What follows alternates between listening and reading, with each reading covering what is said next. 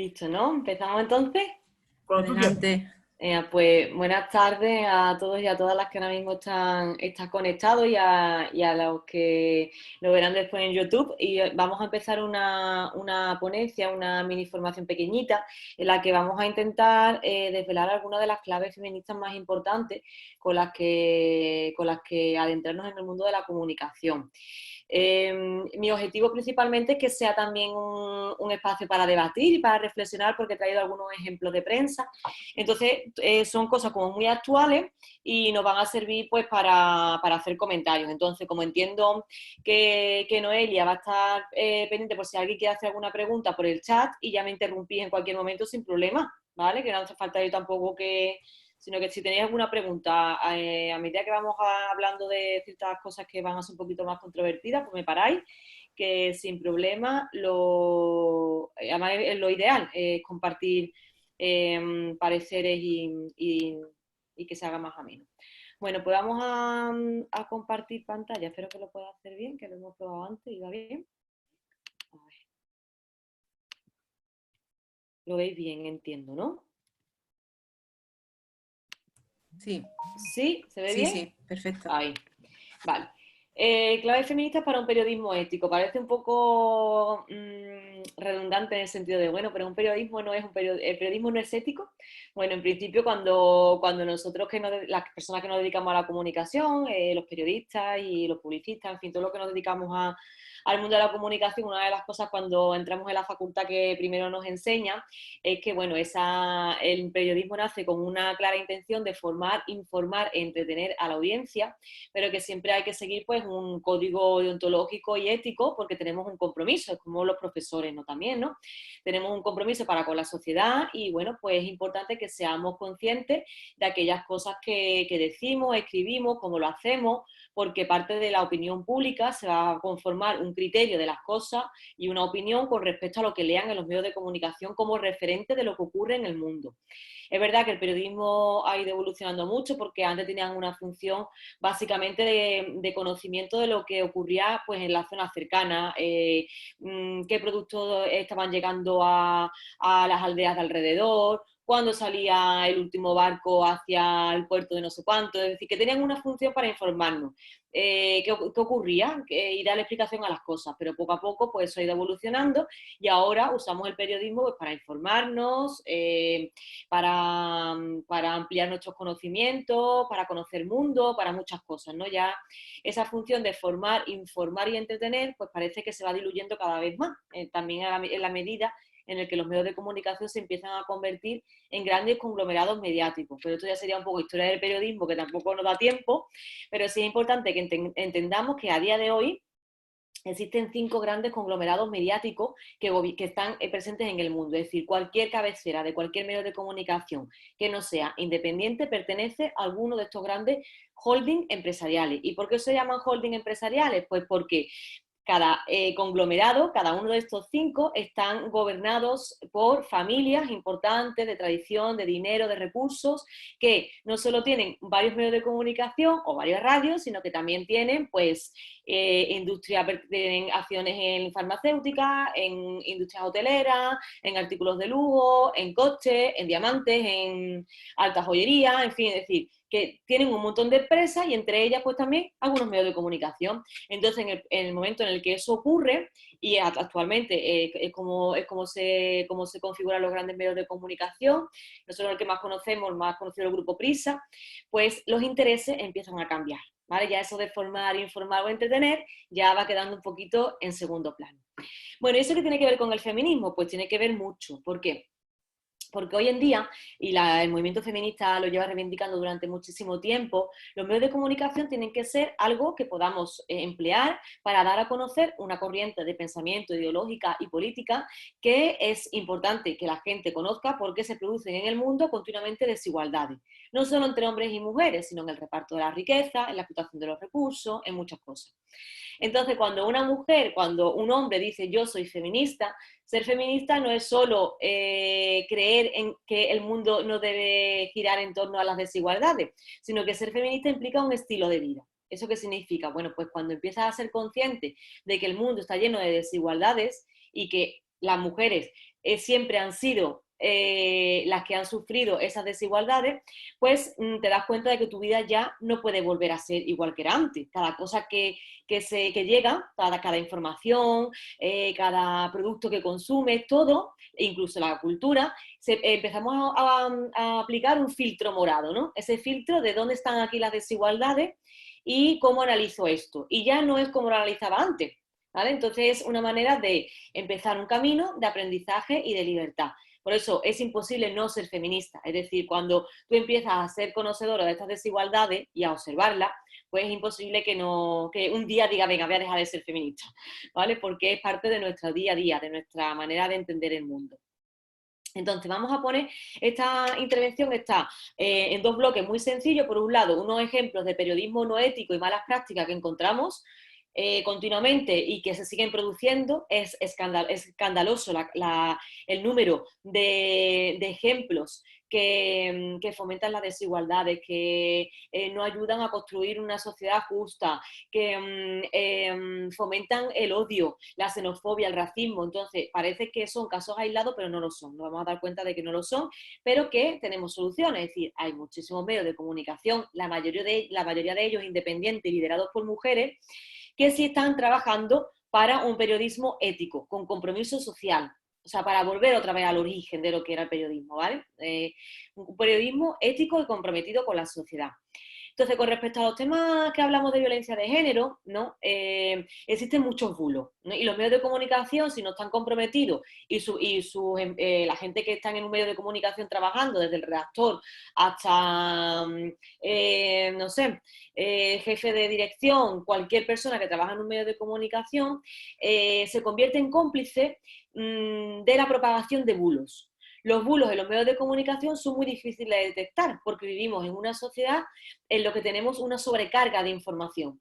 Independientemente de que tú digas, yo no me quiero informar, yo no voy a encender la televisión, yo no voy a leer periódico, yo estoy saturado o saturada.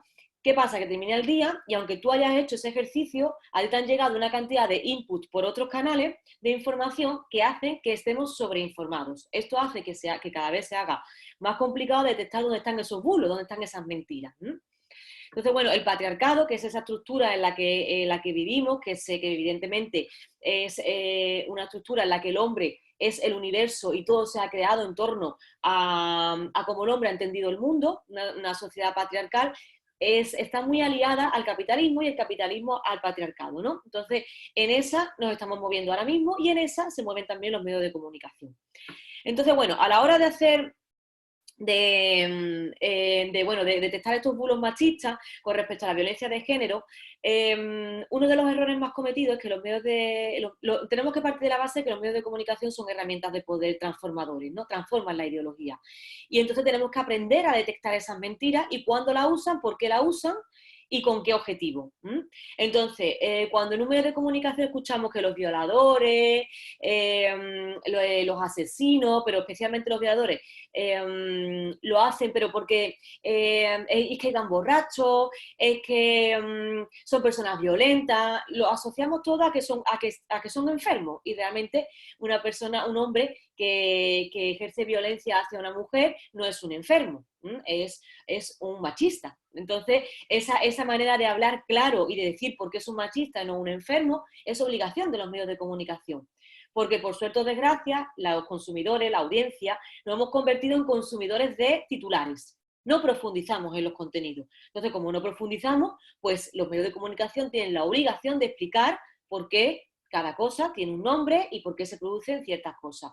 Entonces, convertirnos en cómplices cada vez que un medio de comunicación dice o deja entrever que un machista es un enfermo, pues es un perjuicio para la sociedad, que sigue pensando que los machistas y los asesinos de mujeres pues son enfermos. ¿Vale? Y no es una enfermedad.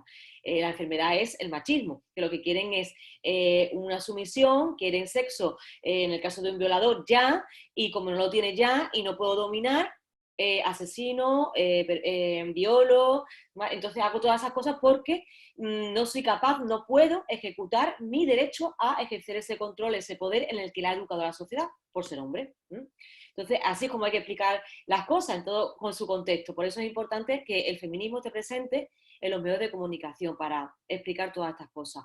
Otro error que se detectan también mucho en los medios de comunicación es que no sé si os habréis dado cuenta que con respecto a las cifras existe una gran manipulación con respecto a las cifras de mujeres que han sido asesinadas por violencia de género o incluso a la hora de hacer los rankings, que ya me lo hablan así, con esa naturalidad, ¿no? Los rankings, cómo vamos con respecto al año pasado, pero de una manera totalmente descontextualizada, ¿no? Se usan eufemismos, los datos no quedan muy claros, y al final lo que hacen los medios de comunicación es desviar un poco el foco, ¿no?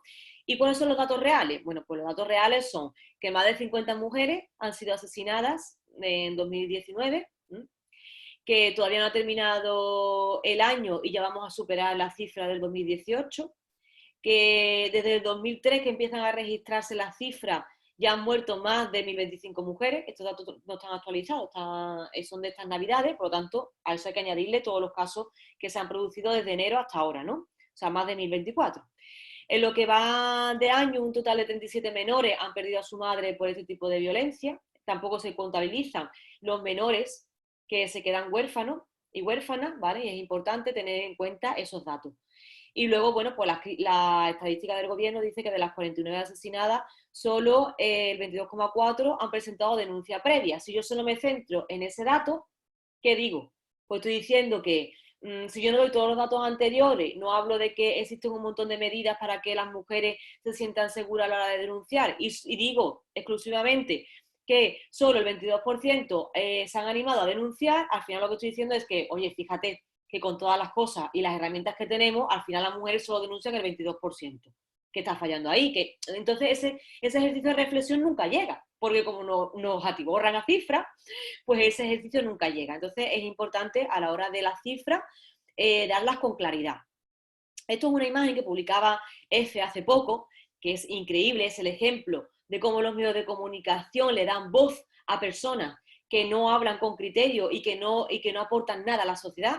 Y en este caso, bueno, pues se ve claramente todos los medios de comunicación, ¿no? Estáis viendo ahí todos los micrófonos, como si esa persona nos fuera a ofrecer algo valioso para la sociedad. Y esta persona resulta que es Ortega Smith y, bueno, y el que está al lado, que es Martín Almeida, son del partido Vox, que no es porque sean del partido Vox, ahora vamos a otros ejemplos, ¿no? Que el 10 de septiembre, en el minuto de silencio por un nuevo asesinato machista, sacaron sus pancartas con un lema diciendo que la violencia no tiene género, ¿vale? Entonces esto, para empezar, es un insulto a todas las mujeres que han muerto y han fallecido y las que quedarán porque no se está solucionando el problema. Y es un insulto que todos estos medios de comunicación estén esperando a ver qué dice este señor, ¿no? Con el panorama tal y como lo tenemos, en un minuto de silencio. Entonces, en vez de usar esta foto de una manera para fomentar la reflexión colectiva, simplemente ponen un titular, la foto y un pie de foto. Ortega Smith con su pancarta en un minuto de silencio contra las víctimas y diciendo que la violencia no tiene género. Punto. No entran en un debate, oye, ¿por qué esto se está produciendo de esta manera? ¿Por qué Vox dice estas cosas? ¿Por qué Vox es un partido que ahora mismo es un partido legal en España cuando están fomentando el negacionismo con un tema tan grave como este? Pero esos ejercicios de reflexión no llegan, solo llega esta foto.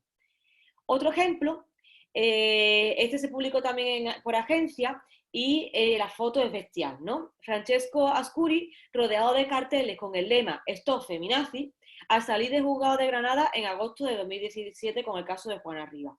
Entonces, si yo saco esta foto en los medios de comunicación y no criminalizo esas pancartas, que para empezar el concepto de feminazi es un concepto que se utiliza para hacer daño al movimiento feminista y que al final nos da el ejemplo de que este hombre es una víctima del sistema, es una víctima de una mujer que lo ha denunciado pero que él no tenía culpa, ¿no? Entonces, y encima las pancartas que reivindican, esos señores que reivindican ese mensaje, ¿no? De esto feminazi, este hombre es inocente, pobrecito, el suplicio que le están haciendo pasar, ¿no? Entonces, los medios de comunicación, si van a publicar esta foto, tienen que publicarla con una contextualización y una explicación seria del problema, ¿no?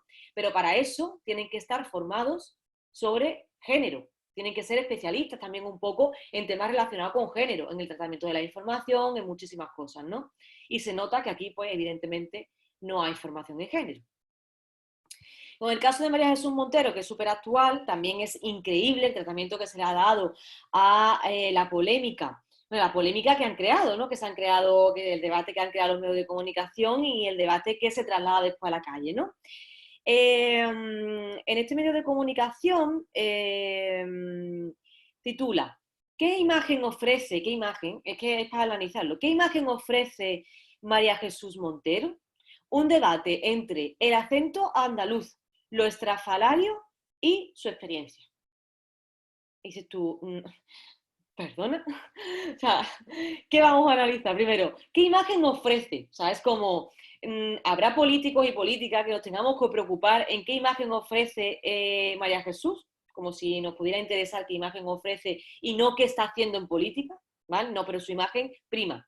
Bueno, pues ¿qué imagen nos ofrece? Porque el acento está en ella, porque tiene ese acento andaluz y no lo cambia, porque viste de esa manera tan estrafalaria, pero tiene experiencia. Es como, bueno, todo eso, venga, pero oye, no vamos a negar lo innegable, que ha sido una de las diputadas que ha conseguido estar con 3 presidentes de la Junta diferentes, en fin, una superviviente de la política, ¿no? Pero en vez de hablar de toda esa trayectoria, lo camuflo todo en un titular en el que al final yo me voy a centrar en sus lujos estrafalarios y en su acento andaluz.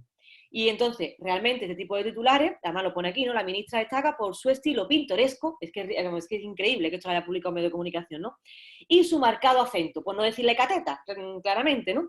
Es habitual verla con colores llamativos, tejidos fluidos y animal print. Una forma de vestir poco habitual entre las políticas de la Unión Europea. O sea, no tiene desperdicio. O sea, es como, o sea, nos interesa de María Jesús su tejido animal print y que, oye, lleva un look un poco extraño porque la vamos a comparar también con los looks de las otras mujeres políticas en la Unión Europea. Me cuesta creer que este titular con estas fotos lo pudiéramos ver con el presidente del gobierno, con un consejero, con el presidente del Banco de España. Me cuesta muchísimo, vamos, si encontráis algún ejemplo, por favor, me lo traéis, que yo encantada de analizarlo, pero me cuesta muchísimo.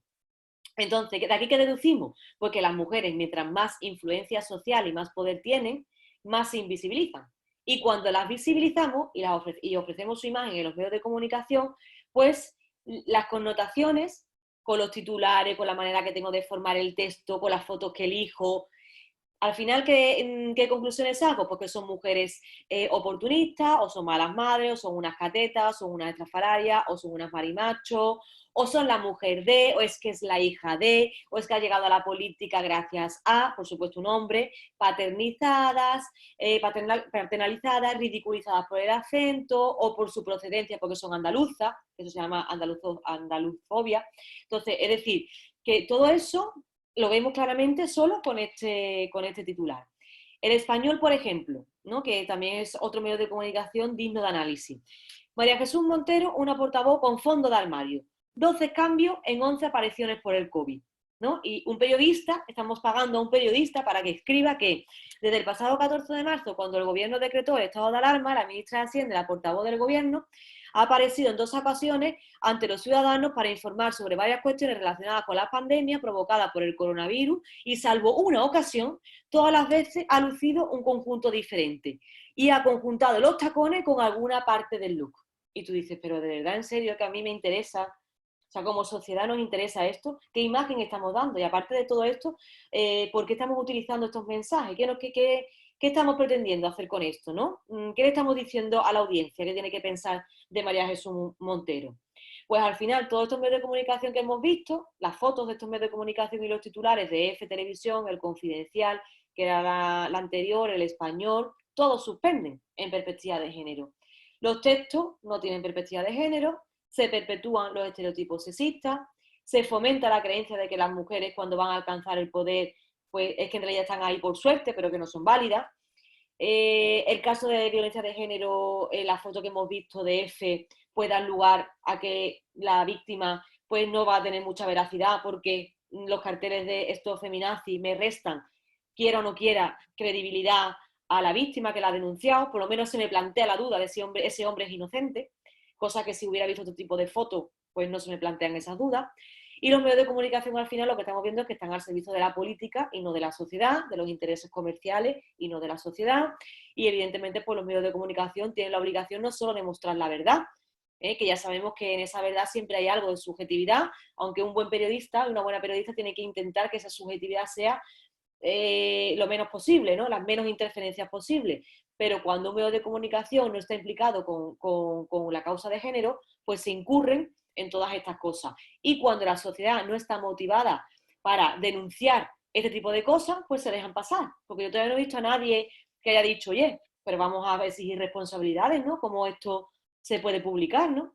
Pero nadie dice nada. Entonces, bueno, pues ahí está nuestra obligación como ciudadanía. Y luego tenemos otros ejemplos de cómo se pueden hacer periodismo ético y con compromiso social, que existe. Entonces, bueno, pues hay medios de comunicación que ya están trabajando con perspectiva de género desde hace mucho tiempo y que tratan temas relacionados con violencia de género sin revictimizar, con vocabulario no sexista, contextualizando, haciendo seguimiento de los casos, es decir, los casos de violencia de género no son casos aislados. Después empieza el proceso judicial, luego empieza el tema de custodia, pues estos medios que están comprometidos siguen todo ese proceso. No me hablan solo de que han matado a Menganita y que es el número no sé cuánto de lo que llevamos de años, sino que son medios que siguen la noticia, ¿no? Usan las cifras de manera responsable y, por supuesto, no le dan voz al vecino y la vecina de turno al que tú le pones la alcachofa y te dice, ay, pues yo no sé cómo ha podido hacer eso ese hombre, porque es que ese hombre era una buena persona, ese hombre era un encanto, ese hombre... Entonces, claro, ese tipo de mensajes que no aportan nada, lo único que hacen es que se planteen más dudas sobre las personas que denuncian. Una persona que está dispuesta a denunciar, en su cabeza se empiezan a proyectar esas imágenes que ha visto en televisión y se plantea, y yo voy a denunciar para que ahora salga mi vecina de turno diciendo que es una bellísima persona, a mí nadie me crea. Entonces, que es súper peligroso darle voz a ese tipo de testigos, que no son testigos, que son gente de la calle que tú coges, le plantas el micro y te dicen cualquier barbaridad de este tipo, ¿no? Entonces, bueno, importante es tratar estos temas de violencia de género con conciencia y, por supuesto, que el trabajo y el equipo que forman las redacciones, pues sean equipos con conciencia de género, es decir, equipos que le den profundidad a los temas, que tengan formación en género, equipo de coordinación y de redacción equitativo, donde haya mujeres y hombres en sintonía y casi en equidad, ¿no? Casi el mismo número de hombres que mujeres a ser posible. Bueno, después que haya secciones, la mayoría de los medios de comunicación que os voy a dar a continuación ya tienen una sección exclusiva de temas relacionados con igualdad y con feminismo y con género. Es decir, estos medios de comunicación no sacan una noticia de género o sobre temas relacionados con feminismo una vez cuando a mí me parece o cuando no tengo nada con qué rellenar, sino que está en una sección y todos los días tengo que alimentar esa sección porque hay información. O sea, no es decir que es que no haya. Hay muchísima información que la ciudadanía tiene que conocerla y no se puede convertir en una excepción, tiene que ser parte de nuestra rutina a la hora de alimentarnos. Igual que consultamos el tiempo, igual que consultamos temas relacionados con política y consultamos temas relacionados con economía, temas relacionados con género, también tiene que ser un diario, ¿vale? ¿Y cuáles son esos medios de comunicación? Pues, por ejemplo, El Salto, La Voz del Sur, Público, Diario.es, todos esos practican, hacen un ejercicio de periodismo comprometido con temas relacionados con género y con perspectiva de género, con profesionales formadas en género, sensibles y, por supuesto, casi la mayoría liderados por mujeres. Entonces, bueno, pues quizás ahí los hombres se tienen que poner un poquito las pilas para poder trabajar a estos niveles que son necesarios en la sociedad en la que vivimos. Entonces, al final, cogiendo esta frase, estos medios de comunicación quieren ser diferentes, pero ser, como dice esta frase, ser igual es reivindicar nuestra diferencia, pero ser diferente no es ser desiguales en aquello que una parte de la sociedad, en este caso el patriarcado, utilizó para hacer de la diferencia un motivo de injusticia. Es decir, esta frase es muy profunda. Podríamos estar hoy todo el día hablando de esta frase, ¿no? Pero en resumen, lo que queremos decir con esta frase es que los medios de comunicación tienen que mostrar esa diferencia, ¿vale? Que estos medios de comunicación de los que hemos hablado, que hacen buenas prácticas, se diferencian precisamente por no hacer de la diferencia un motivo de desigualdad, ¿no? Entonces, es importante ese reto. Y bueno, ¿y cómo tratan ellos Las noticias, pues con una perspectiva totalmente diferente. Voy a beber un poquito de agua, perdón. Por ejemplo, El Salto. El Salto publicaba esta semana un artículo muy bueno con respecto al tema de Montero, y además el titular es increíble. Dice: andalufobia, apuntar alto para golpear bajo. El acento andaluz de la portavoz del gobierno es tema recurrente de conversación y polémica en la atmósfera densa del confinamiento. En redes y medios se hace mofa del habla de Montero. ¿Pero qué buscan estos ataques? Es decir, este artículo del Salto no solo habla de la polémica Montero, sino que entra en profundidad. Primero, habla de discriminación por ser mujer, o sea, cómo se ha cebado con ella. Habla de andalufobia, es decir, de porque es andaluza. Nadie criticaría esto porque un gallego está hablando con un acento marcadamente gallego, o un madrileño con un acento marcado, ¿no? O un catalán con un acento marcado. La polémica entra en porque es andaluza y es mujer, ¿no? Entonces, El Salto hace ahí un análisis muy bueno, porque entra en muchos temas que, sin crear sentencias, sin crear, oye, mira, esto es lo que nosotros pensamos, esto toma de fe, deja abierto para que la sociedad reflexione. Reflexione porque los medios de comunicación y encima las redes sociales están caldeando el ambiente, ¿no? Y después la cadena SER, que también ha recogido la respuesta de Montero, que Montero a la cadena SER le ha hecho declaraciones y dice: mi acento expresa la riqueza de nuestra tierra. La ministra de Hacienda responde a los que la han criticado por su acento andaluz y insiste en que va a seguir hablando en andaluz. Y después, a lo largo de la noticia, pues se hace alusión a que esta mujer pues tiene unos estudios, una carrera, una formación, una experiencia, es decir, avalan ese titular. Es decir, no solo pongo que las palabras textuales de Montero, entre comillas, mi acento expresa la riqueza de nuestra tierra, sino que, oye, esta mujer ha dicho esto, y encima es que esta mujer tiene este currículum, trabaja aquí, ha hecho estas cosas, ha conseguido, en fin, hablan de esas cosas que los medios de comunicación sensacionalistas no hacen, ¿no? Que se preocupan más en el vestuario que lleva y en si repite modelito en las intervenciones. Entonces, bueno, hay muchas periodistas que ya están hablando y hablan de la importancia del movimiento feminista y de practicar el feminismo en los medios de comunicación y en las redacciones. Una de ellas es Ana Isabel Bernal Triviño, que ella la conoceréis porque participa mucho en las mesas de debates de televisión española en la programación de por la mañana, ¿vale? Entonces ella suele trabajar mucho como colaboradora. Ha sacado su último libro que se llama No manipuléis el feminismo, que habla pues de todas esas plataformas, no solo ya medios de comunicación, sino redes sociales, hombres y mujeres con influencia social, con influencia política, que manipulan el feminismo, ¿no? A través de bulos. Y ella lo que hace en su libro es desmontar uno a uno todos los bulos que nos tragamos y que después nosotros reproducimos y nos creemos también, ¿no? Entonces, bueno, vamos a ver un poco el vídeo para que ella lo explicando un poco en qué consiste esto de no manipular el feminismo y cómo podemos desmontar bulos. Lo voy a poner, que está por aquí. Me quito los auriculares, que me acordás que los tengo que quitar. Los auriculares y a ver si... Hola, soy Ana Bernal Treviño, profesora de la Universidad Oberta de Cataluña. ¿Pero no se ve la pantalla? No, se escucha pero no se ve. Escucha, exacto. Ay, pues se veía antes, ¿por qué no? Porque lo mismo tengo que... Porque lo tendrás abajo, ¿no? ¿Antes lo cerraste? No, no lo tenía... Pero vamos a probar... A ver.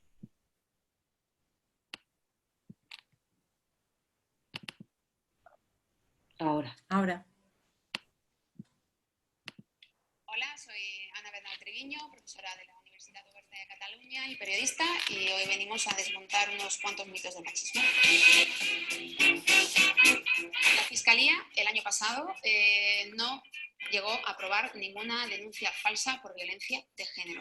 Pero es que además, desde el año 2008, también por datos de la Fiscalía, el porcentaje total de denuncias falsas que se ha producido en torno a la violencia de género es del 0,0075%. Ni machismo, ni feminismo, sin igualdad. No es como nada de los extremos y me quedo en un punto central. El machismo no es eso. El machismo es sencillamente la discriminación a la mujer por el hecho de serlo. El machismo es violencia, mientras que el feminismo feminismo no lo es. Nosotras no queremos asesinar a los hombres, nosotras no queremos dejar a los hombres sin trabajo, no queremos agredirlos sexualmente por la calle. Si realmente existiera igualdad, no estaríamos hablando de los altos índices de precarización en el trabajo, no estaríamos hablando de las 13.500 denuncias por violencia machista, no hablaríamos de una violación cada 8 horas, no hablaríamos de 80 feminicidios. Realmente todos estos datos lo único que dejan en evidencia que esa igualdad no existe. Si realmente tenemos los derechos actuales ha sido porque antes ha habido mujeres feministas que han dado la cara, que se han enfrentado al sistema y han propuesto unas reformas.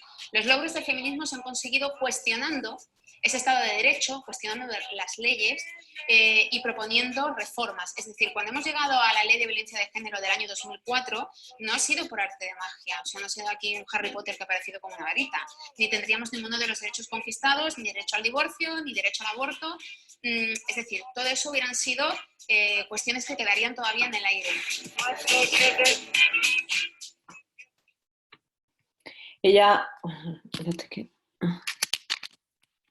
¿Me escucháis?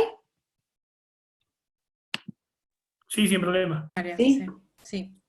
Vale, pues ella en este vídeo lo que nos explica es cómo ella, a través de su libro, mínimo, y porque ella también es periodista, ¿no? Y trabaja continuamente con datos y demás, pues ella ha ido analizando durante un montón de tiempo todas las cosas que han salido en los medios de comunicación, es decir, todos estos bulos se han transmitido en los medios de comunicación. Entonces son creencias falsas sobre violencia de género, sobre igualdad, sobre feminismo, sobre machismo. ¿Por qué? Porque las noticias, las informaciones no están contrastadas, no están creadas por profesionales conocedores de una realidad importante que tenemos que usar un vocabulario, ser muy cuidadosas y cuidadosos, usar un lenguaje inclusivo, documentar, en fin, muchísimas cosas que no basta con ser sensible. Si no basta con decir, no, yo soy sensible con los temas de género, ¿no? Eres sensible, muy bien, es un punto importante para partir, pero tenemos que estar formados y los profesionales de los medios de comunicación tienen que estar formados en temas relacionados con género, ¿no? Para poder transmitir esos conocimientos y esa información de una manera veraz y de una manera correcta y comprometida con la ciudadanía, ¿no? Y no hacer daño, porque hay veces que se hace más daño que otra cosa y en este sentido, con estos bulos, pues imaginaros, no solo daño a las víctimas, sino daño al sistema, a las personas que pertenecemos a este sistema en el que continuamente se están manipulando las informaciones, ¿no? Y que cada vez es más difícil detectar dónde está la mentira y dónde está la verdad. Entonces, bueno, en esas claves, y ya con eso terminamos, esas claves feministas para poder entender y para poder trabajar en un medio de comunicación y nosotros como consumidores de esos medios de comunicación, pues también estar alerta si los profesionales están cumpliendo con su obligación, ¿vale? Porque los periodistas somos responsables de cómo mostramos el mundo. Y las personas que están recibiendo esa información a través de una noticia, de un reportaje, de un informativo televisivo, tenemos que estar alerta para que cuando no cumplan, depurar responsabilidades y exigir que se cumplan, ¿no? Como ciudadanía tenemos ese derecho. Entonces, bueno, pues evidentemente no transmitir estereotipos de género que discriminen y posicionen a los hombres y a las mujeres en estadios de privilegios distintos, sería una clave. Otra clave sería, a través de la palabra, pues como designamos realidades, usar un lenguaje inclusivo, que las mujeres somos diversas y cíclicas, es decir, que tenemos que estar representadas en todas las facetas de la vida cotidiana y en todos nuestros ciclos vitales, y los medios de comunicación tienen que recoger esa realidad también. Visibilizar la diversidad para consolidar las relaciones sociales basadas en el respeto y en la paz, no utilizar patrones ni tópicos ni recursos como el que hemos visto con Montero, que al final lo que hacen es perpetuar y legitimar el machismo y la xenofobia ¿vale? Y todas estas cosas que hemos visto. Y luego que como profesionales pues tenemos también la obligación moral de trabajar para un público heterogéneo, es decir, que tenemos que entender que no todo el mundo va a pensar como nosotros y nosotras, que el mundo es diverso y en las pelis, en las series, en los productos audiovisuales y en los productos informativos, pues los intereses privados y económicos no pueden situarnos como aliados del patriarcado. Y se convierten en aliados del patriarcado tanto los que lo consumen y no hacen filtro, no filtran, como los que motivan que esa máquina siga funcionando. Entonces hay una frase muy buena que se estudia en periodismo y que a mí me gusta rescatar porque es muy esclarecedora, y es que dice que Bernes decía que a la manipulación se la reconoce, entre otras cosas, porque no se la reconoce. Es decir, la manipulación, hasta que tú no estás fuera, tú no te das cuenta de que estás siendo manipulado, ¿no? Y salir fuera implica que alguien o algo salte para que tú te cuestiones, si no, tú sigues ahí en esa dinámica, ¿no? Entonces yo sigo leyendo el mismo periódico con el mismo filtro, sin cuestionamiento, reiterando lo que yo ya pienso con palabras pero en otras personas, que encima son periodistas y yo les doy una legitimidad porque son periodistas, ¿vale? Y saben lo que están escribiendo. Entonces, todo eso lo tenemos todo eso lo tenemos que replantear porque precisamente somos objetos de manipulación y lo vemos, lo sensibles que somos a la violencia, a los ataques, a la falta de solidaridad, o sea, y lo estamos viendo también con esta pandemia, ¿no? Es decir, somos muy manipulables, la sociedad es muy manipulable. Mientras más información tenemos, más difícil es que nos manipulen, pero la información tiene que ser de calidad y contrastada y siempre con criterio. Y luego las imágenes estereotipadas pues se sitúan siempre entre la realidad y la percepción, es decir, entre lo que estoy viendo y lo que estoy, o sea, entre lo que es la realidad y realidad siempre con un tono subjetivo, porque hasta la realidad tiene parte de subjetividad y lo que percibo, lo que veo, ¿no? Lo que siento. Todo eso hace que al final yo tenga una realidad de las cosas que difiere de la realidad que pueda tener mi hermana, mi madre, mi compañera, mi pareja, ¿vale? Todo eso difiere, por eso cada persona vemos las cosas de una manera distinta. Pero bueno, aparte de todo eso, pues los estereotipos los aprendemos. Y aprendemos cómo tenemos que relacionarnos con el entorno y con las personas con respecto a unos patrones, a unos prejuicios, a unos posis que yo le llamo, que nos sirve para simplificar la realidad. Entonces, es como, para yo no complicarme mucho, analizo, cumple 4 requisitos, le pongo el POSI. El POSI de, pues no sé, si estamos hablando de personas, pues el polémico, la conformista, el no sé cuánto. Entonces, todos, tanto en masculino como en femenino, vamos simplificando esos patrones y nos ayuda un poco a entender un poco esa realidad compleja, en vez de profundizar en las personas, igual que las personas, pues en la información igual ocurre, ¿no? En vez de intentar entender mi entorno, qué ocurre a mi alrededor, contextualizar, pues simplifico. ¿Y cómo simplifico? Con titulares. Por eso la sociedad, esta rapidez en la que vivimos, nos motiva y nos conduce, mejor dicho, nos conduce a ser lectores de titulares. En eso nos hemos convertido la sociedad. No profundizamos. Los periodistas lo saben y cada vez hacen pues piezas informativas más atractivas, más rápidas, más fáciles de consumir, con menos contextualizada, venga, rápido, que se entienda todo rápido y venga ya otra cosa. Y eso no es así porque nos damos cuenta de que al final de tanto simplificar no conocemos nada.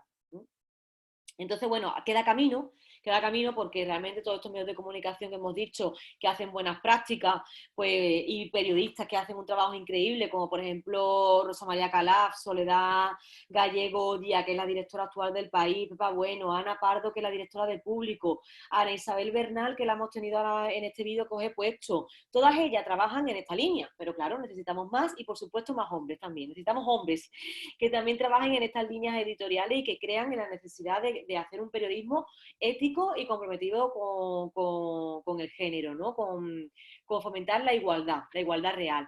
Y bueno, y en definitiva las mujeres, pues nos seguimos reuniendo, las mujeres periodistas en seminarios, asambleas, para trazar claves con las que seguir trabajando. ¿Y cuáles son esas claves? Pues más visibilizar. Es decir, las mujeres necesitamos ser más visibles porque nosotras escribimos las historias, pero también las protagonizamos. Entonces tenemos que estar visibles.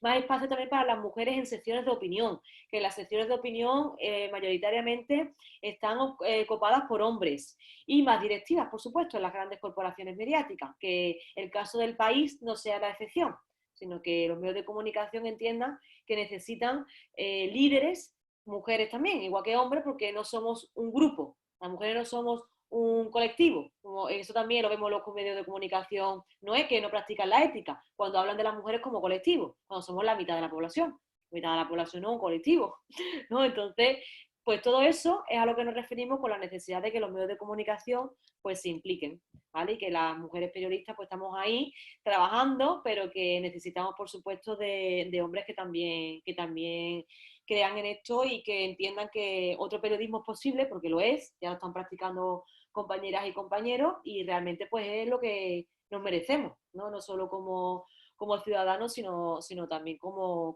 consumidores, aunque no me gusta usar mucho la palabra consumidor, porque la información creo que no debe de ser algo que consumas como te tomas un yogur, sino que tiene que ser parte de tu aprendizaje, con el que construyes realidad y con el que tú también te empiezas a identificar con una serie de valores y de cosas que conforman tu personalidad y que te ayudan a relacionarte con el entorno y con otras personas. Entonces, bueno, me he atragantado. Perdón. Yo por mi parte habría terminado, pero bueno, yo quiero preguntas y debate. No sé cómo ha parecido. Bueno, pues empiezo yo mismo.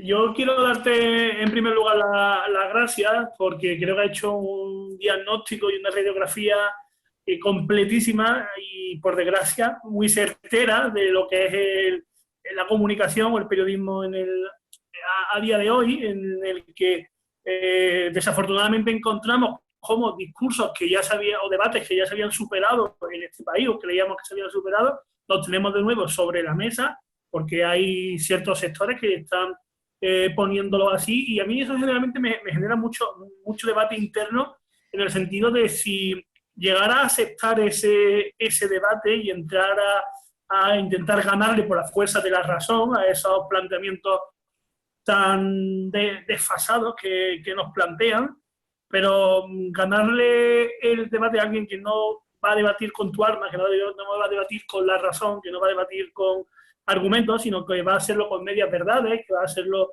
con situaciones sacadas y datos sacados de contexto, siempre para llevárselo a su terreno, para hacer mucho ruido, más que ofrecer razones y argumentos.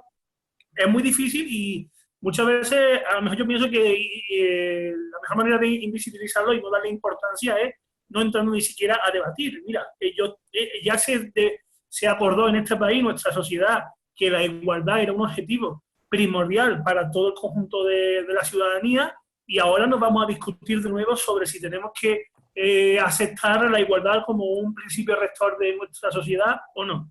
Entonces, como yo no tengo que volver a debatir con eso contigo, no quiero ni siquiera desacreditarte, porque no lo necesito. Te estás desacreditando tú solo planteando ese debate que ya se superó.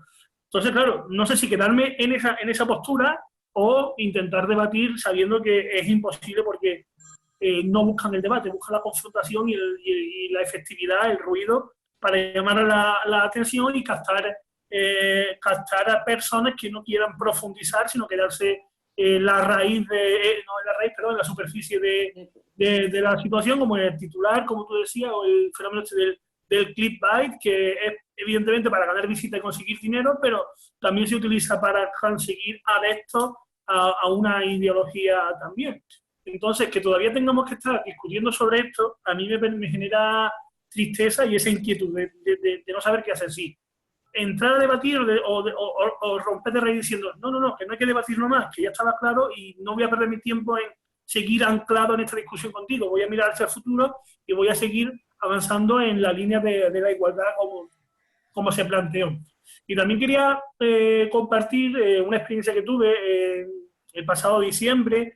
Tuve la suerte de participar en el Foro Mundial de la Juventud en Egipto y había, bueno, una serie de paneles y de conferencias muy interesantes y, bueno, tuve la suerte de poder elegir, y creo que elegí muy bien, una sobre empoderamiento femenino, en la que hubo un amplio número de panelistas. Estuvo la ministra de Igualdad de Uganda, que cuando escuchamos Uganda pues pensamos un país africano, un país subdesarrollado, que no tendrán avances sociales. Bueno, pues y nos explicaba que en la Constitución, de manera específica, la igualdad de género está incluida como una obligación para el Estado. Aquí la tenemos, el concepto de igualdad general para todos, pero no tenemos esa mención específica como tienen en Uganda. Pues mira, en Uganda, que muchas veces pensamos que no pueden darnos lecciones de nada, pues fijaros como sí. También hubo otro número de otros ponentes, y uno que me impactó mucho, y os recomiendo que busquéis información si no lo conocéis, es Jackson Katz, Katz con K y terminado en K-A-T-Z, Katz, y es un... K-A-T-Z, Jackson Katz. Es un... ¿no? Sí, K-A-T-Z. Vale. Y es un profesor, es un gurú en Estados Unidos sobre estos temas, y sinceramente a mí me impactó mucho cómo profundizaba en el discurso, la importancia del discurso, y cómo nosotros, aunque hemos avanzado un poco con el discurso, porque no hace mucho tiempo atrás veíamos una mujer muere al caer por una ventana, pero no se ponía el foco en cómo había caído esa mujer por esa ventana. Todavía seguimos utilizando un discurso de una mujer asesinada en Huelva, una mujer violada por una manada. Y ese discurso que ha superado unas fases anteriores y está más avanzado hacia lo que debe de ser, él marcaba otro discurso otro tipo de discurso en el que hay que involucrar a los hombres para que los hombres asuman que son parte del problema y también parte de la solución. Y entonces, cuando aquí se usa violencia contra las mujeres, ahí falta el sujeto de quién está ejerciendo esa violencia contra las mujeres. Y a lo mejor el discurso y los conceptos que deberíamos usar es violencia de hombres ejercidas contra las mujeres. Porque generalmente son los hombres los que están ejerciendo esa violencia contra la mujer. Y cuando hablan de una mujer asesinada, a lo mejor hay que, o 100 mujeres, a lo mejor lo que hay que es poner la lupa en quién está asesinando. Y a lo mejor lo que hay que decir, no hablar en pasiva, sino en activa. 100 hombres han matado a 100 mujeres en lo que llevamos de 2000. Hay que cambiar un poquito el discurso y hay que seguir avanzando para que los hombres sean conscientes de que son parte fundamental del problema, porque de esta manera, al hablar en pasiva, se nos pierde el sujeto, quién está ejecutando esa violencia, quién está asesinando, y nos estamos dando cuenta que somos parte del problema y parte de la solución. Entonces, cuando veo que todavía seguimos en debates que parecían superados y que no nos acercamos y no seguimos avanzando como deberíamos hacerlo, aunque lo hemos hecho, me genera un poco de tristeza también. Pues sí, la verdad es que muchas veces entramos ahí en esa dicotomía de no saber muy bien si no entrar en el discurso, o sea, si no darle bola a ese tipo de mensajes o cuestionarlo. Pero yo creo, no, yo particularmente pienso que la sociedad tenemos que, viendo la situación, o sea, observando la situación que todavía no está llegando la implicación total que necesitamos para que sean los propios medios de comunicación los que cambien el discurso, nosotros convertirnos en los inquisidores, por decirlo de alguna manera, es decir, en los que estemos pendientes de que los medios de comunicación hagan su función. O sea, si ellos no son capaces de regular y no son capaces de hacer un periodismo ético, nosotros como consumidores, bueno, para empezar deberíamos de exigir que tuviéramos un organismo que velara por nuestros derechos como consumidores. Eso para empezar. O sea, porque realmente un medio de comunicación tiene una implicación hacia los valores que puede tomar una persona y cómo puede entender la vida y cómo puede relacionarse con otras personas. Es que eso es parte del proceso de socialización. Es decir, nosotros cuando estudiamos el proceso de socialización de un individuo, entre ellos está la familia, la escuela y los medios de comunicación. Entonces, es uno de esos 3 agentes fundamentales para que un individuo se socialice. Y nosotros, por nuestra naturaleza, estamos en continuo proceso de socialización, es decir, nos morimos y seguimos aprendiendo, seguimos cambiando conductas. Por lo tanto, los medios de comunicación tienen que ser fieles a ese compromiso y si no lo son, nosotros exigir como consumidores que lo sean y que haya un organismo que vele por esto. Es decir, esos titulares que hemos visto en estos medios de comunicación de hace 2 días, es que eso es vergonzoso. Es decir, que ni siquiera, ya no es que no voy a entrar en debate, o yo ni siquiera los voy a clicar ni los voy a compartir, es que eso no se puede consentir en un Estado democrático, ¿no? Es que va en contra de muchos principios y derechos fundamentales. Entonces, ¿a qué esperamos? ¿A que se regule solo? No se regula, lo estamos viendo que no se regula solo. ¿A qué esperamos? ¿A que la gente no entre en debate? Pero es que esa no es la solución. Yo pienso, ¿no? Que no es que no entre en el debate, sino la solución es que eso no exista. O sea, que eso sea impensable. O sea, que la sociedad vea eso y diga, Dios, pero esto ¿cómo? ¿No? O sea, que sea algo impensable. Y en algunos países es impensable. Es decir, en algunos países hay unos compromisos éticos, sobre todo países nórdicos, en los que tú les cuentas esto y se quedan flipando. Como, ¿en serio? ¿En serio que hablan de los luz de una ministra en plena pandemia? O sea, es como, parece que le estás contando una historia de ciencia ficción. Entonces, sí. Cuando llegue ese momento, entonces llegará el momento en el que no necesitemos entrar en debate ni nada porque será ciencia ficción. Pero es que ahora mismo esto se da continuamente.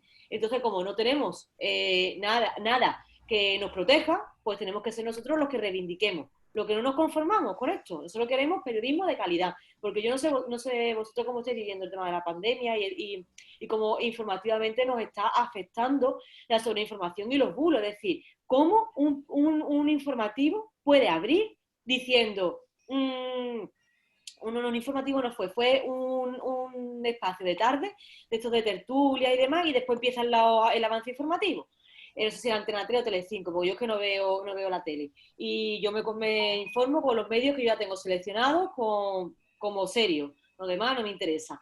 Entonces, en el trabajo estaba puesta la televisión y empezó diciendo, vamos a informar sobre un bulo informativo que nos acaba de llegar, y tú dices, vamos a ver, que vais a informar sobre un bulo, pero eso ¿qué sentido? No tiene sentido ninguno. Entonces, claro, y la gente así pendiente, ¿no? Que van a hablar de una mentira que han soltado los medios de comunicación, un medio de comunicación. Es que es surrealista. Entonces, nadie se planteó, bueno, pero si es que un medio de comunicación, punto uno, bulos en un medio de comunicación, eso debe de estar penado. Y segundo, ya que lo están de esto, no abras tú un informativo con un bulo informativo, hablando de un bulo informativo. O sea, es que no tiene sentido. Entonces yo creo que en estas circunstancias en las que estamos viviendo corremos mucho peligro. Si no sabemos seleccionar la información y no sabemos cribar, hacer una criba de qué cosas me quedo y qué cosas es basura, ¿no? Y denunciar que hay basura. Esto es basura y lo denuncio. Y no esperar que no seamos los periodistas. Yo como periodista lo hago cada vez que puedo. Cada vez que puedo digo, esto es basura. Para que la gente entienda que es que eso no es, y argumento, ¿no? Pero hay personas que o no lo ven o en ese momento no lo consideran parte de la normalidad. Y cuando hablamos de la normalidad, a eso me refería. Yo no quiero volver a esa normalidad. Yo quiero que la gente sea gente crítica, que esto, que estamos en casa, ni nos está sirviendo para tener el tiempo que no teníamos antes para reflexionar y pensar, que realmente lo utilicemos de manera productiva, ¿no? Entonces, bueno, pues ahí está un poco el debate. No sé si Noelia quiere decir algo también. Bueno, es que me quedo extasiada escuchándote, María José. Mira, al hilo de lo que estaba diciendo Javi, que si dejamos a un lado, no le echamos cuenta a esas informaciones que nos llegan y que no están contrastadas ni tienen veracidad prácticamente, o que intentan manipularnos de alguna manera hacia lo que quieren ver y no quieren que veamos. ¿Entiendes? Entonces, al hilo de eso yo pienso que hay que educar en que los jóvenes sean cada vez más críticos con respecto a lo que tienen delante. Para ellos, lo que es la herramienta Internet es algo que lo tienen al paso. Y nosotros cuando llegamos a los centros educativos y damos sesiones sobre redes sociales o los riesgos y demás, lo primero que hacemos es decirle que quién de ellos, por ejemplo, siguen a un periódico en sus redes sociales, ¿vale? ¿Y qué periódico siguen? Normalmente, pues los chicos siguen el Marca, el AS y poco más. Y luego existen jóvenes que siguen periódicos que precisamente llaman no a un periodismo contrastado, sino a esos periódicos que lo que hacen es, digamos, incentivar a pensamientos pues del tipo homófobo, racista, de odio, todo eso, porque es el morbo. Entonces, yo creo que una de las funciones principales de los periodistas, en este caso como tú, que promueves la igualdad, el feminismo y demás, es hacer visible entre la población ahora mismo, que es la población a la que podemos llegar de alguna manera con los medios que tenemos y darle caña en este sentido. Pero hablar las cosas claras y decirle, el periodismo tiene que ser tal, ¿no? No sé si... Sí. ¿De qué manera podríamos nosotros captar eso y transmitirlo de alguna manera a los jóvenes? Que a nosotros como área de juventud es lo que nos interesa, ¿no? El que sean críticos y que sean a través de este tipo de herramientas, ¿no? Que tú ofreces. Y además también que sean también a ver, nosotros tenemos como muchos recursos, ¿no? Y tenemos que intentar, yo por lo menos lo veo así, que con respecto a la gente joven, usar sus propias herramientas, es decir, ellos cómo se informan, a través de redes sociales, de influencers, ¿no? Y estas cosas. Pues buscar influencers, que los hay en las redes sociales, que motivan el pensamiento crítico. Y hacerlo atractivo, porque parece que es que no es atractivo, pero es muy atractivo pensar. es muy atractivo que tú seas capaz de darte cuenta de cosas que antes no te dabas cuenta, ¿no? Entonces, cuando ellos y ellas perciben que han evolucionado, es decir, que han conseguido darse cuenta de cosas que antes no, se empoderan, se vienen arriba. Eso nos pasa a nosotros también, ¿no? Es decir, Claro. en nuestro día a día, cosas que tú decías, oye, yo creo que esto no era capaz yo de hacerlo, y ves que eres capaz de tú, mira, pues sí, pues he podido. Y te sientes bien, ¿no? Pues ellos se tienen que sentir bien también con eso, es decir, pues mira, yo antes no pensaba así, pero ahora, a partir de que he empezado a ser un poquito más reflexiva, a seleccionar mejor la información, pues mira, yo antes pensaba de esta manera y ahora creo, no siempre con el creo, porque vamos a seguir evolucionando, seguimos cumpliendo años y por supuesto como pensamos con 20 no será como pensemos con 40 ni con 60, Claro. pero siempre debemos de ver que nosotros somos esa mejor versión de nosotros mismos, por decirlo de alguna manera, ¿no? Es decir, ¿en qué me ha ayudado tener un comportamiento crítico? Es decir, ¿qué cosas he evitado ser engañado o engañada? Y eso es muy útil, porque la gente joven se creen que, o sea, se creen, a ver, tienen eso de, lo saben todo, ¿no? Yo esto sí lo sé porque yo he leído esto, ¿no?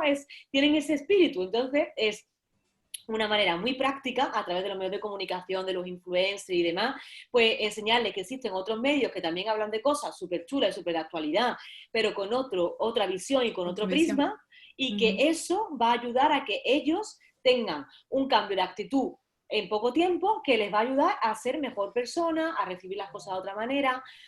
Cuando ellos vean lo beneficioso que es vivir sin odio, sin malas historias, sin buscar culpables las cosas, ¿sabes? Estamos en plena pandemia y ya estamos señalando con el dedo a ver quién es el culpable de esto. Eso que genera malestar emocional, eso contamina el alma. Entonces, cuando ellos se den cuenta de que si siguen otro camino, están mejor como personas y son capaces de transmitir muchas cosas que antes no eran capaces, les va a dar las herramientas, no hace falta convencerlos de nada, ellos mismos se van a convencer de que ese es el camino, ¿no?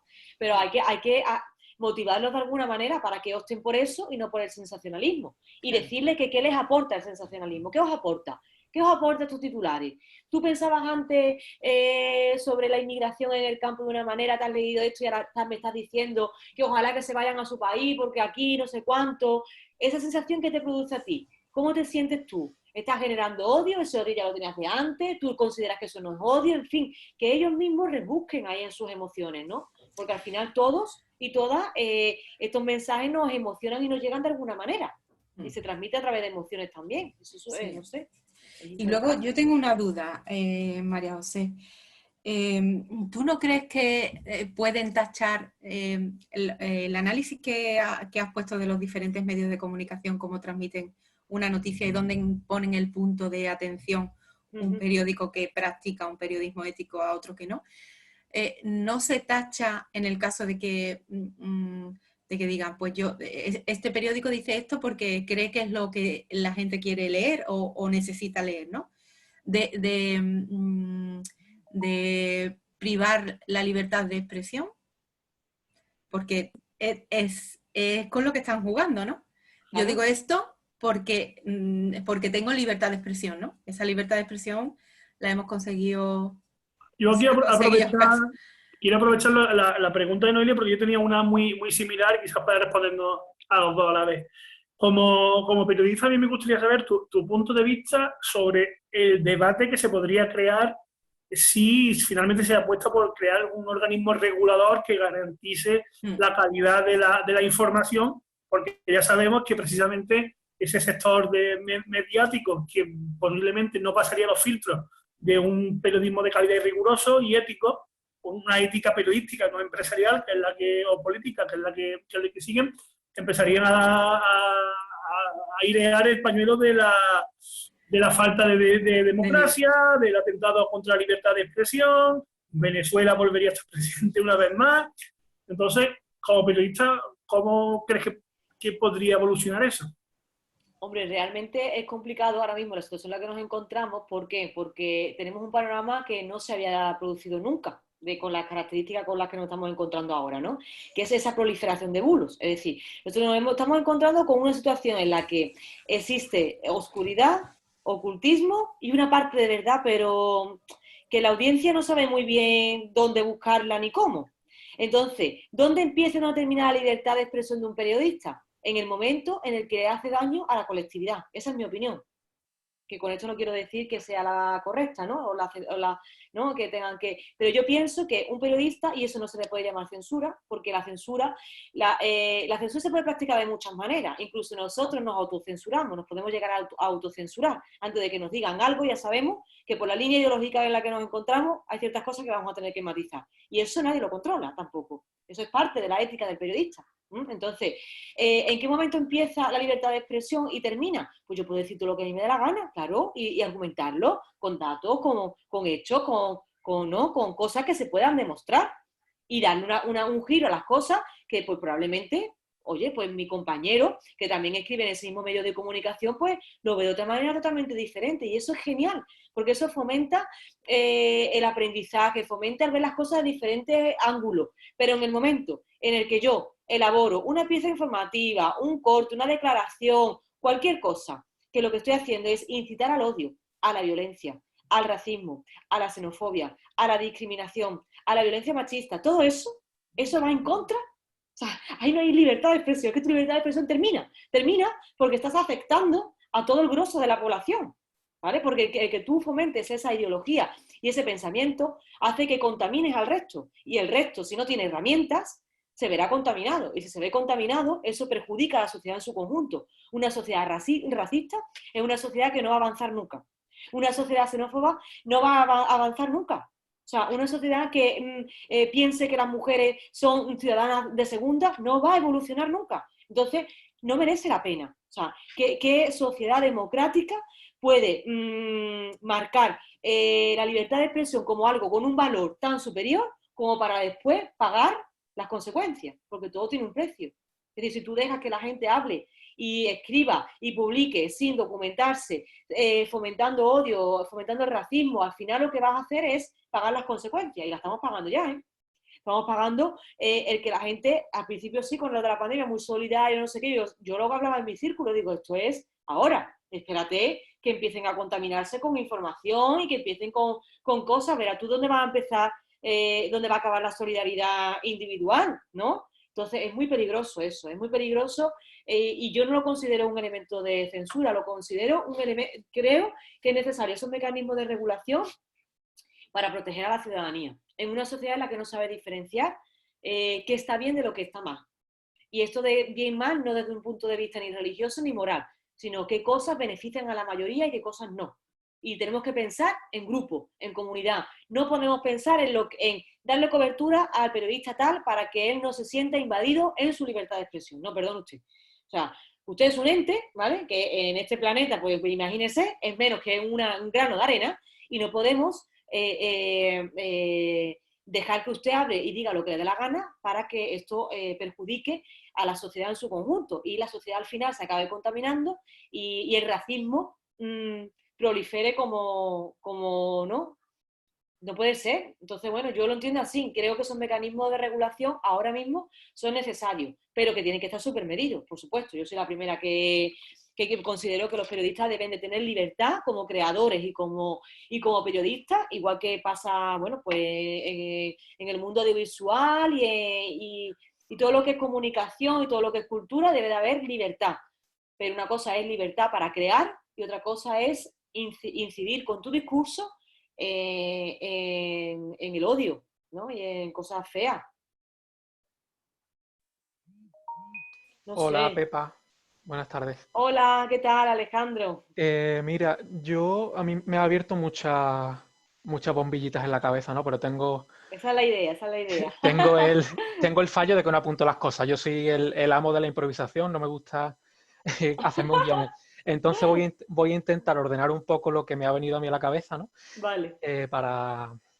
A ver, en primer lugar, con el tema del acento, me ha venido a la cabeza una charla que dio Manu Sánchez en un programa en el que decía que, pues que eso, por ejemplo, el acento catalán, pues se asocia a la burguesía, ¿no? Y el andaluz, pues al pobre.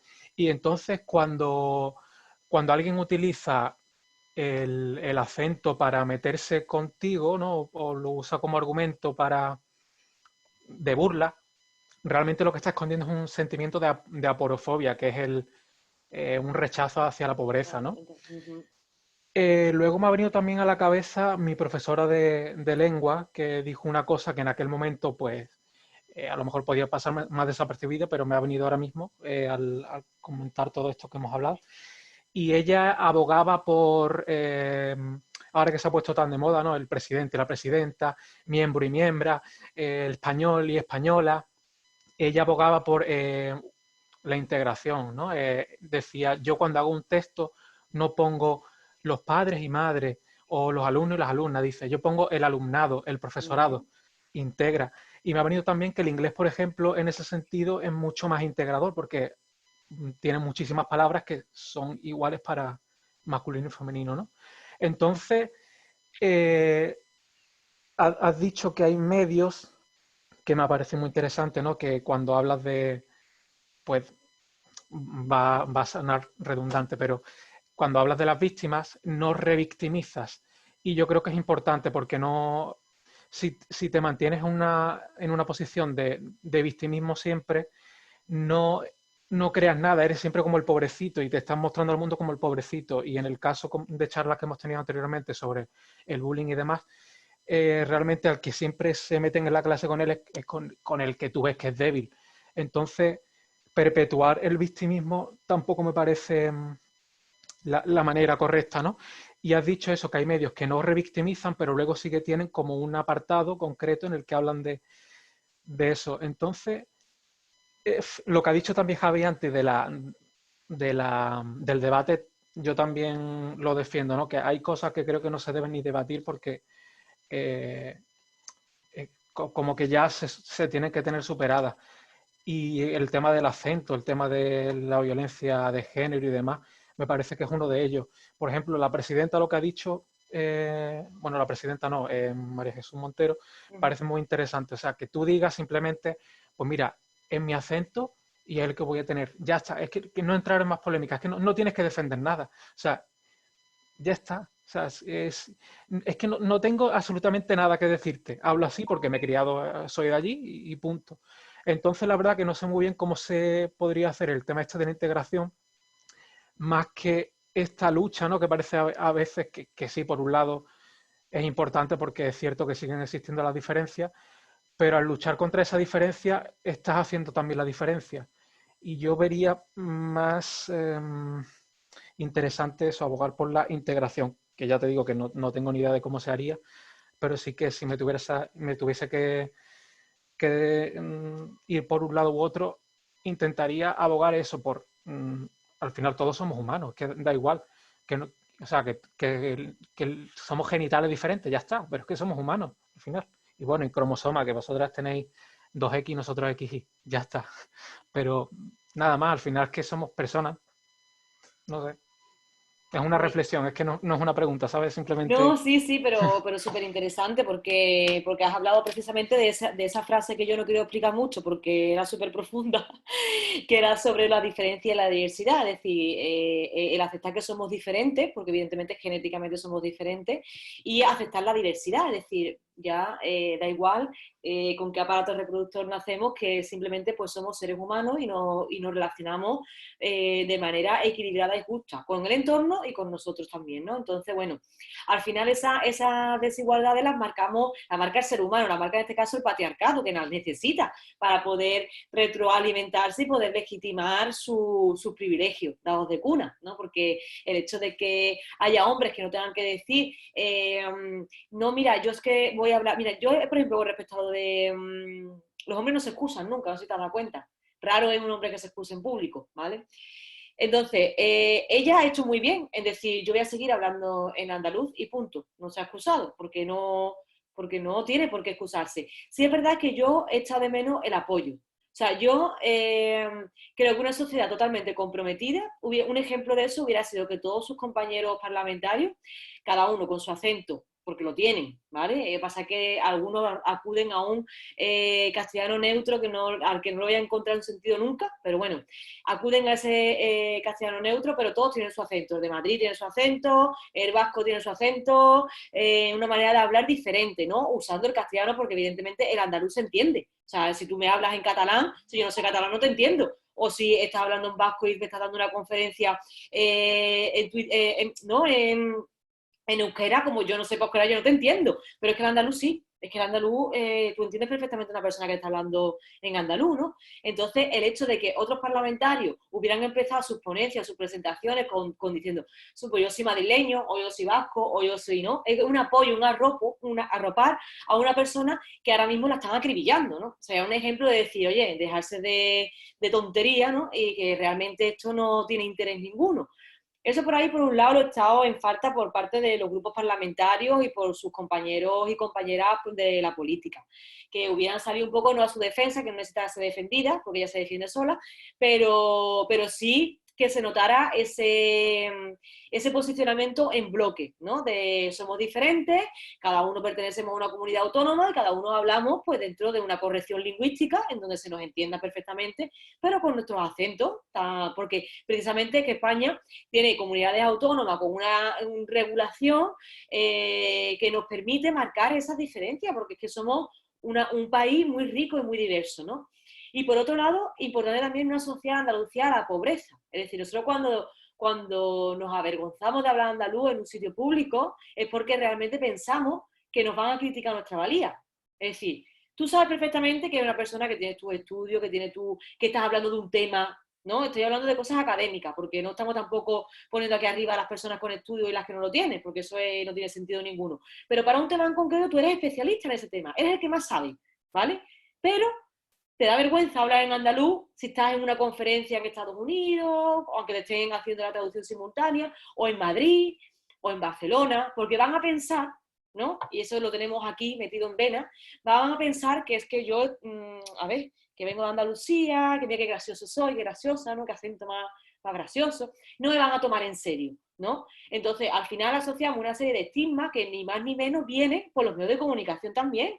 Es decir, si tú retroalimentas ese mensaje, al final yo creo que mi acento lo tengo que esconder cuando voy a un sitio en el que hay personas de otras comunidades autónomas. Y eso ocurre en Andalucía nada más, ¿eh? Porque yo todavía no he escuchado a ningún catalán que diga, ay, por favor, que no se me note que soy catalán, que tengo que dar una charla en no sé dónde. No lo he escuchado, ¿eh? Todavía. No, sí, sí, es verdad, ¿eh? Además, Andreu Buenafuente, por ejemplo, tiene mucho la L marcada, Claro, tan catalana. Y bueno, es que eso, el andaluz, pues la Juani de médico de familia, ¿o no? O la chacha, el pobre, en Los Simpson, por ejemplo, los catetos de Los Simpson hablan parecido a nosotros, o sea, le ponen como el acento andaluz. Y me he acordado también el otro día que hubo una charla sobre Bolivia y había una chica comentando también eso, ¿no? Que ellos son allí en su mayoría indígenas, pero que se avergüenzan, o sea, que te avergüenzas como de decir soy indígena, porque es como que tú mismo te estás haciendo ya que te rechacen por el simple hecho de ser indígena o de tener un acento diferente. Y es verdad que es un estigma que tenemos. Nos da como reparo, ¿no? Cuando vas vergüenza. por ahí, sí, o vas a Madrid, vas a una tienda a comprar e intentas ya a lo mejor que no se me note mucho.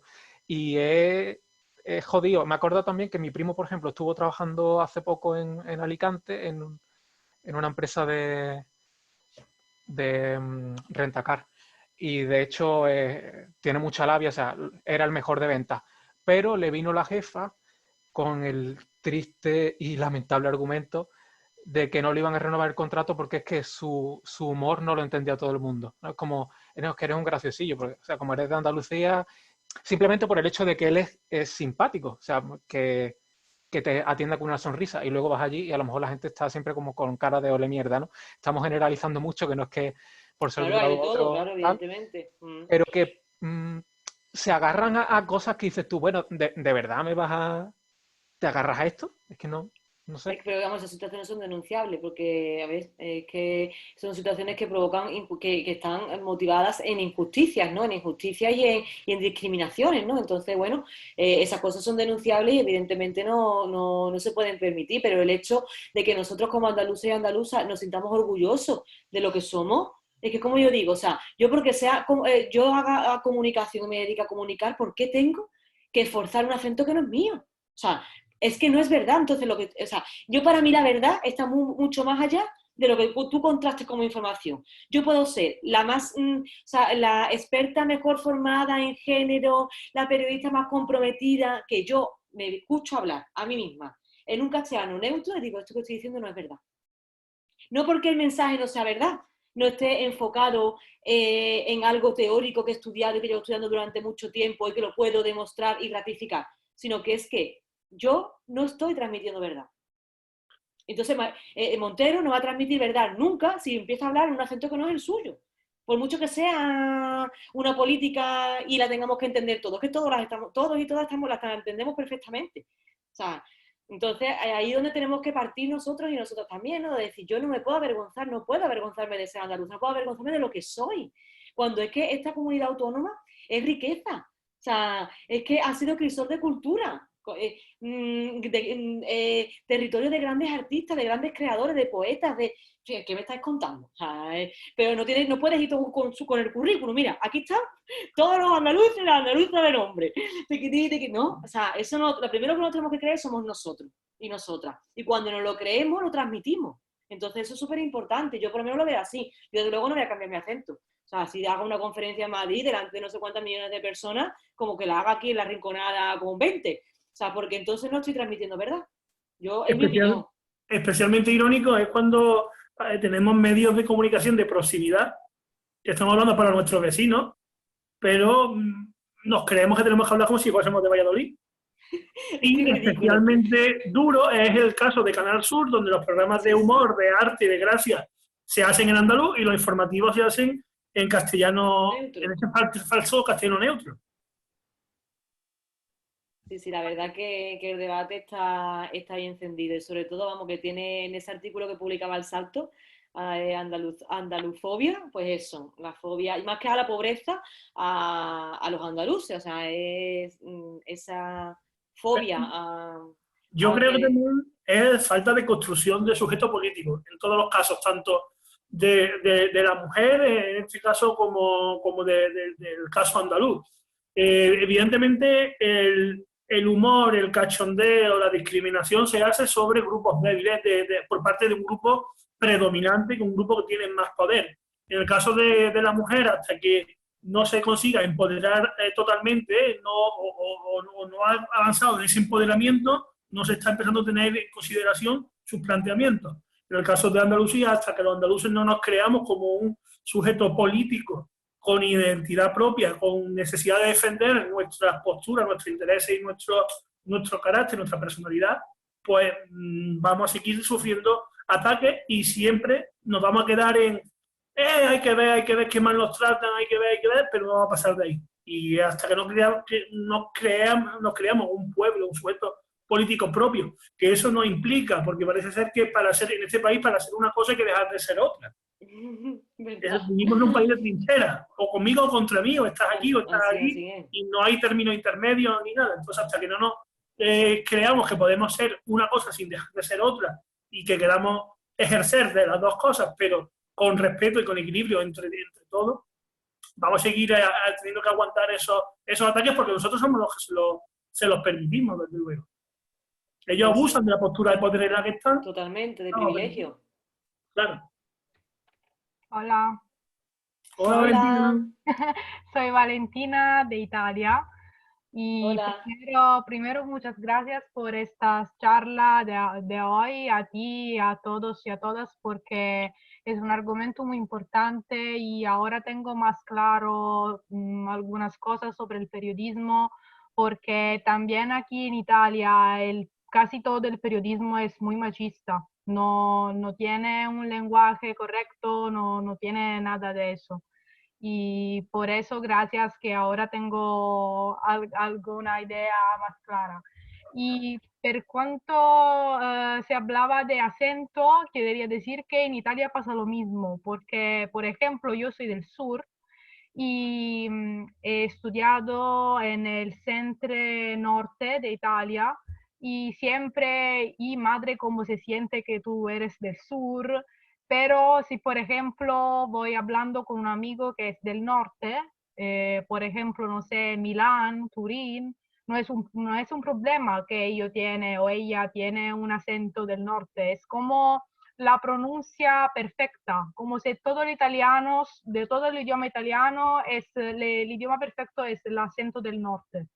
Y siempre también en televisión, todas la radio, por ejemplo, la mayoría de las personas que tengan un acento bueno para hacer programas es un acento del norte, no es como un acento neutral, es un acento del norte de Italia. Y esto siempre crea un poco, no creo que es justo, pero es así. Para ahora no sé cómo hacerlo. Yo me tengo mi acento del sur y esto es.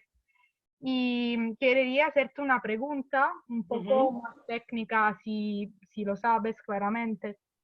Quería saber si hay como estudios específicos, como lo sé, cursos o algo que se puedan hacer para formarme en todos estos argumentos de género, porque me interesaría mucho formarme mejor. Pues mira, bueno, ¿tú trabajas y estudias en Italia o aquí en España? Yo ahora estoy en Italia, Ujú. pero ya sé que en Italia no hay esta tipología de cursos, Ah, vale, que no las hay. no. Pero Vale. sabía que en España hay algo, pero no sé de precisión cómo que podéis, puedes hacer, que puedo hacer Ujú. cuando un día querería venir allí para trabajar o para estudiar. Vale, pues mira, en temas relacionados de género, yo soy experta en estudios de género y desarrollo profesional por la Universidad de Sevilla, es decir, que yo hice el máster, ¿no?, de estudios de género. Yo lo recomiendo básicamente porque es un año entero y te ayuda a tener una profundidad de campo importante y a desarrollar tu capacidad no solo investigadora, sino también de aplicarlo al ámbito laboral. Entonces creo que es bastante completo. Es un máster universitario, que son estudios de posgrado de la Universidad de Sevilla, que ya lo puedes encontrar creo que también en la UPO, en la Universidad Pablo Olavide de aquí de Sevilla. Yo te hablo de Sevilla porque es lo que conozco, ¿sabes? Pero que seguramente este tipo de estudios de posgrado, máster, lo puedas encontrar en otras universidades de la comunidad autónoma. Desde luego online no lo sé porque creo que es presencial, pero yo, por ejemplo, a través de la UNED podría investigar, no sé si tienes ahí para apuntar, pero en la UNED, que es universidad a distancia aquí en España, suelen sacar estudios de posgrado de diversidad y, en fin, que puedes encontrarte alguno que sea sobre estudios de género. ¿Vale? Lo suyo es eso, es realmente empezar primero con contenido teórico fuerte. Y a partir de ahí, pues ir profundizando en los temas que más te interesen, porque es que hablar de feminismo, igualdad y género es un no acabar. Hay muchísimos campos de actuación y de trabajo. Entonces yo te recomendaría algo oficial y reglado, o por la UNED, o por la Universidad de Sevilla, o por la Carlos III, que a lo mejor puede que tenga algo también en Madrid, en fin, alguna de esas. Y luego, a través de Internet, pues tienen muchísimas plataformas, por ejemplo, Relatoras, Feminarian, esas tienen presencia en Instagram. Las puedes seguir y van publicando continuamente los cursos que van haciendo. Son cursos más pequeñitos, enfocados, por ejemplo, a temas relacionados con violencia de género, o temas de escritura narrativa, o talleres de empoderamiento, sexualidad, es que hay muchísimos temas. Entonces, ¿Verdad? bueno, pues ¿Cómo se llama? una se llama Feminarian Sí, y la otra se llama Relatoras. vale. Pero de todas maneras, mira, te lo voy a poner aquí en el chat, te voy a poner, os voy a poner si queréis mi perfil, vamos, que es Pepa Violeta, en Instagram, Vale. os lo pongo aquí, y el correo electrónico. Y cualquier cosa que necesitéis, pues me lo decís por aquí y os contesto, Muchas gracias. ¿vale? Porque Bueno, claro, dependerá un poco... Valentina, me gustaría decirte una cosa. Aunque en Italia la situación es similar cuando hablas con los acentos, al menos, yo sé que he visto cosas en Italia que aquí son imposibles. Yo sé que he visto una serie como Gomorra, que se ambienta en Nápoles, que se emite para, bueno, ya a nivel mundial, pero en Italia se emite para toda Italia, y como se ambienta en Nápoles, los protagonistas y toda la serie está rodada en napolitano y se emite en napolitano para toda Italia, aunque en toda Italia no se habla napolitano. Se pone subtítulos al italiano y no hay ningún problema. En España se han dado situaciones de tener series ambientadas, por ejemplo, en alguna ciudad de Andalucía, y todos esos protagonistas, o todos los personajes que existen en la trama, hablan como si fuesen del norte de España. Entonces, bueno, aquí yo creo que llegamos a situaciones más esperpénticas todavía y más ridículas. Y se han dado casos de series que se han hecho en Andalucía o películas donde los personajes secundarios y demás hablaban en andaluz porque digamos que no tenían tanta importancia o tanta relevancia en la historia o tenían un perfil social más bajo, pero el protagonista o la protagonista de la historia pues hablaba en español del norte.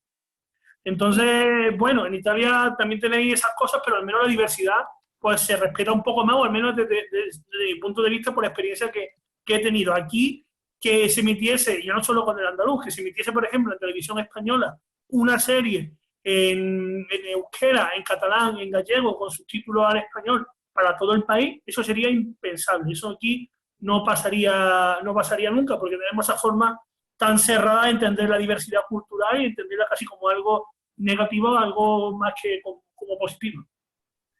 Sí, pero eso sí, pero te digo, todas las series o las personas que hablan como en un dialecto del sur son todos o cómicos o, como en el caso de Gomorra, todo de mafia, de mala vida, de criminalidad. Pues sí, de verdad que tenemos un poco más de variación respecto de la España, pero es como siempre un aspecto negativo del sur. Claro que no todas las personas que hablan un idioma del sur son personas de mafia.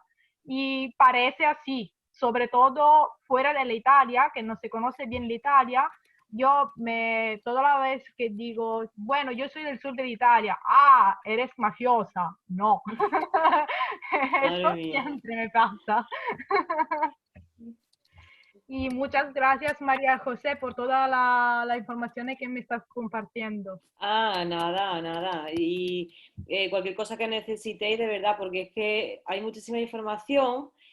Entonces, bueno, pues también un poco como este tipo de encuentros tampoco nos permiten profundizar mucho en todas las personas que estáis ahí conectados al otro lado, pues cada uno y cada uno tendremos una necesidad específica que también puede variar. Entonces, bueno, por eso he querido dejar el correo electrónico y mi perfil en Instagram para que cualquier cosa que os vaya surgiendo de aquí a unos meses o mañana mismo, me lo comentéis y yo os respondo en cuanto pueda, ¿vale?